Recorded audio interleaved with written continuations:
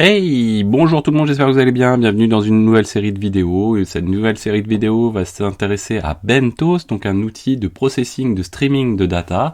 Alors n'hésitez pas à vous abonner pour ne pas manquer les prochaines vidéos, cliquez sur rejoindre si vous voulez soutenir mon travail, soutenir la chaîne, et puis également mettez des pouces bleus, commentez, parlez-en autour de vous et vous allez voir, Bentos c'est un outil assez sympathique.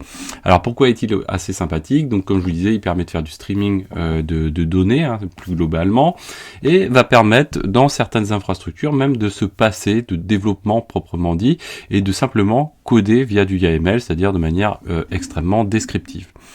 Alors, donc, petite introduction aujourd'hui sur Bentos. Alors, qu'est-ce qu'on entend par streaming de data? Si on devait le résumer vraiment à grosse maille, grossièrement, pour les gens qui ne connaissent pas, donc il y a des infrastructures qui sont soit strictement dédiées au processing de data, soit des infrastructures qui ne sont pas forcément spécialisées dans le streaming de data, mais qui ont besoin, qu'on a une nécessité d'en avoir recours dans certaines briques d'infrastructure.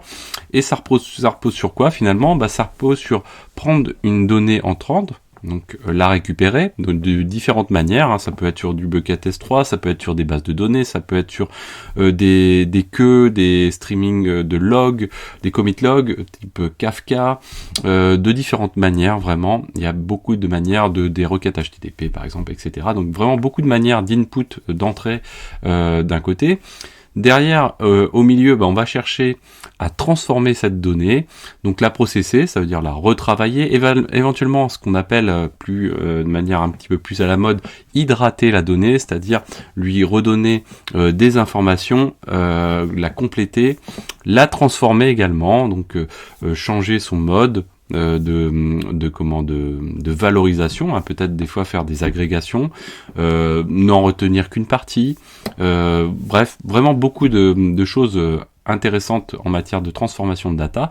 Et puis de l'autre côté, bien sûr, donc le but, une fois que cette donnée a été modifiée finalement, plus globalement, on va chercher à l'injecter dans quelque chose généralement, ou à faire une action, pas forcément de l'injection strictement, et bien sûr également stocker cette donnée dans, par exemple, des bases de données, mais ça peut être aussi la stocker dans des commit logs, des queues, de manière à la reprocesser encore d'autres manières avec des mix, etc. Donc il y a vraiment beaucoup de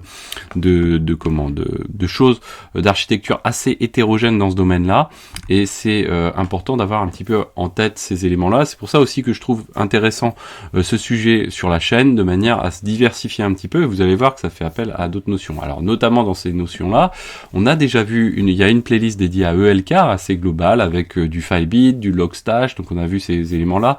Bientôt, il y aura aussi des éléments dédiés à Fluentbit, donc peut-être FluentD également. Généralement, donc c'est des outils qui sont un petit peu similaires à Bentos, mais qui ont souvent une connotation et une orientation, même si on peut sortir assez facilement de ce cas de figure, mais souvent une orientation de collecte, de centralisation, de log, même si globalement ils servent quand même à traiter de la data. Souvent Logstash par exemple fait partie des outils qu'on peut considérer comme des ETL, donc Extract, Transfer and Load, donc voilà, c'est à bien comprendre. Derrière, Bentos, lui, a plus une spécificité en matière de données strictement, donc pas forcément les logs, même pas centré sur les logs, du coup, plutôt sur le processing de data strictement, donc quelque chose qui est très à la mode à l'heure actuelle. Alors, il est développé en Go, donc si on retourne ici, il y a un petit GitHub qui traîne, c'est même pas un petit, c'est un gros GitHub.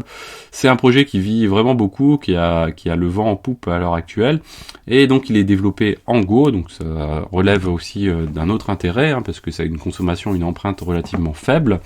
C'est du mode déclaratif. Alors c'est extrêmement intéressant, donc comme vous voyez ici, on va retrouver une déclaration très simple des outils, on va pouvoir les mettre en cascade, et du coup on va pouvoir lire très facilement les choses. Derrière, il y a une documentation également qui existe, qui est assez bien fournie, qui continue à vivre, donc du coup qui s'enrichit un petit peu chaque jour. Derrière, il y a aussi un aspect important sur Bentos, c'est la garantie de transmission de messages. Donc ça, c'est quelque chose qui est important quand on traite une donnée. Le but, c'est si elle entre, qu'on considère qu'elle est rentrée, le but, c'est de s'assurer aussi, bien sûr, qu'elle a été traitée et qu'elle est sortie à l'autre bout. Donc ça, quelque chose qui est aussi très important. Donc il y a le site Bentos. Il y a le dépôt GitHub, donc open source derrière Bentos, donc grosse participation. Il y a aussi la possibilité, donc on verra les inputs, les outputs et ce genre de choses, de compléter aussi Bentos, de faire éventuellement des PR dessus. Et puis derrière, il y a une chaîne YouTube qui a pas énormément de vidéos, mais c'est déjà largement suffisant pour bien rentrer dans la chaîne, dans Bentos lui-même, avec des exemples triviaux un petit peu pour bien poser les bases. Alors l'outil Bentos, la meilleure manière un petit peu de l'utiliser, c'est sous forme de binaire. Et là, il y a la possibilité même, donc tout à l'heure, on parlait de YAML, donc d'un fichier de configuration pour Bentos, de manière à décrire le process que l'on veut. On peut même aller plus simplement et plus directement au cœur des choses, un petit peu comme un awk permet de traiter, de processer de la donnée dans un one-line très efficacement, et bien Bentos permet aussi de faire du one-line. Donc ça, c'est aussi une particularité qui est assez sympathique. C'est un moyen peut-être aussi de le pratiquer plus régulièrement et de encore mieux le manipuler. Derrière, il existe aussi, donc sous forme de binaire bien sûr, avec son fichier de configuration. Il existe aussi sur forme de container Docker, donc ça aussi bien sûr. Et derrière, il dispose d'une charte Helm. Et bien sûr, on va pouvoir le pousser dans Kubernetes, donc ça c'est aussi un intérêt assez important.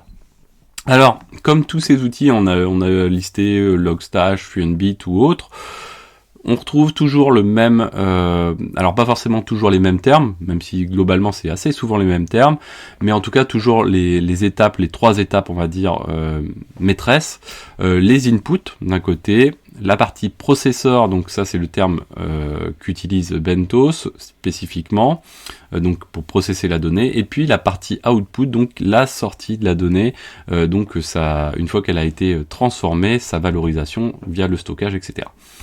Par ailleurs, donc du coup, il y a possibilité, donc on a vu ces 3 étapes, donc l'input, le processeur et l'output, il y a possibilité de compléter au sein de ces étapes par différentes manières de briques un petit peu différentes. Il y a la possibilité d'utiliser des caches, donc pour gagner un petit peu en performance, de faire aussi de la déduplication, de traiter de générer du log. Donc dans les logs Bentos, on va pouvoir générer du log spécifiquement, comme lorsqu'on code, on va pouvoir dire voilà, sur tel événement, on va générer un log de telle et telle manière, etc. Ce qui est assez sympathique, ce qui n'est pas toujours le cas dans les outils qu'on a listés précédemment. La possibilité de générer des métriques, notamment bien sûr en format OpenMetrics pour Prometheus. La possibilité aussi de trouver du tracing, donc très très très intéressant également, avec Jaeger, ce genre de choses. Et puis derrière, donc Bentos intègre un langage interne spécifique, le Blob Lang, qui va permettre un petit peu, il ressemble un petit peu à du JavaScript, on pourrait l'assimiler un petit peu à ça, et qui va permettre, donc dans le cas du processeur, donc en interne, de retraiter la donnée et de créer des variables, de manipuler ces variables, etc. On peut même jusqu'à faire du grok pour ressembler un petit peu à ce que peut faire un Logstash par exemple. Il permet également d'intégrer d'autres langages, et notamment le langage Awk. Donc on retrouve un petit peu nos petits quand on est par exemple comme moi un petit peu plus d'origine sysadmin, eh bien Awk est quand même un langage qui est très très souvent utilisé, très pratique pour processer de la donnée, notamment en one line comme je vous disais tout à l'heure, mais pas seulement. Eh bien vous pouvez l'intégrer directement dans Bentos, donc ça c'est assez sympathique.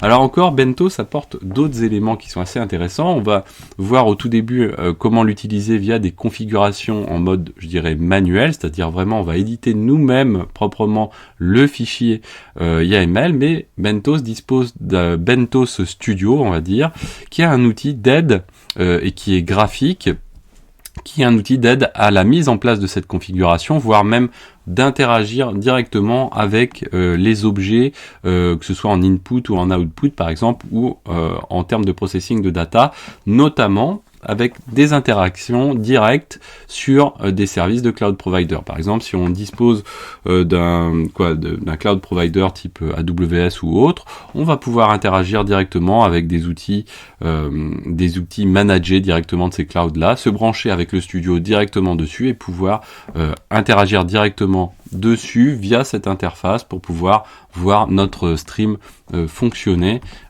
et voir le mettre en place, ou sinon plus simplement faire de l'édition de configuration à travers le studio et revenir finalement au lancement plus classique de Bentos. Voilà, donc c'est un outil qui est très très sympathique, très bien, vraiment avec une... En plus, voilà, je pense que certains apprécieront un petit peu son effigie, son logo qui est assez sympathique aussi. Et voilà, on va retrouver son logo un petit peu partout. Il est déjà utilisé dans pas mal de sociétés notamment, mais il est vraiment, je trouve qu'il monte en puissance au fur et à mesure. Notamment, une manière de s'en rendre compte, c'est tout simplement de suivre les inputs. Vous voyez, les inputs, il y a du choix, hein. Il y a du AMQP, donc on va retrouver des RabbitMQ par exemple, du S3, du SQS, du AWS, hein, du Azure. On va retrouver des brokers de Cassandra, du CSV plus simple, hein, donc on passe de choses élaborées à des choses très simples, du file, du GCP BigQuery, PubSub, du cloud storage chez GCP, du Kafka, du NAT aussi qui est plus à la mode, du Redis. Donc ça c'est juste pour les inputs, hein, du Twitter Search par exemple. Donc là je pense que c'était plus pour se faire plaisir, se faire un petit peu plaisir, mais on va retrouver aussi des outputs qui sont à peu près, on va dire, calqués sur les inputs, mais pas seulement. Il y en a vraiment beaucoup d'autres, avec une grosse partie base de données AWS, DynamoDB, du Azure, du GCP, de la requête HTTP plus simplement, de l'HDFS aussi, hein, très important. Chez GCP, vous en retrouvez beaucoup, du NATS aussi, du Redis. Donc vraiment beaucoup de choix. Un outil très complet. Et comme je vous disais, je trouve que là où il est très important, c'est que dans une infrastructure de processing de data, il va permettre parfois d'éviter de coder tout simplement et d'avoir juste du YAML à maintenir éventuellement des containers ou en tout cas les versions de Bentos à jour, et d'éviter de rentrer dans du code en matière de processing de data qui des fois peut faire des choses, finalement la création de plein de petites briques qui vont être des microservices, où on peut se dire finalement c'est pas si consommateur que ça, mais malgré tout au bout d'un moment ça peut devenir extrêmement consommateur. Là on a une brique qui serait unique, qui c'est Bentos, et éventuellement on peut l'utiliser plusieurs fois d'affilée en cascade et traiter la data avec toujours le même binaire et juste des configurations YAML qui changent. Derrière on peut imaginer beaucoup d'aide à l'automatisation dans les déploiements, etc. Donc c'est vraiment très très pratique. J'espère que cette vidéo vous a plu, n'hésitez pas à la partager, n'hésitez pas à vous abonner pour ne pas manquer les prochaines vidéos, cliquez sur rejoindre si vous voulez soutenir la chaîne, et moi je vous dis à très bientôt sur Xavki.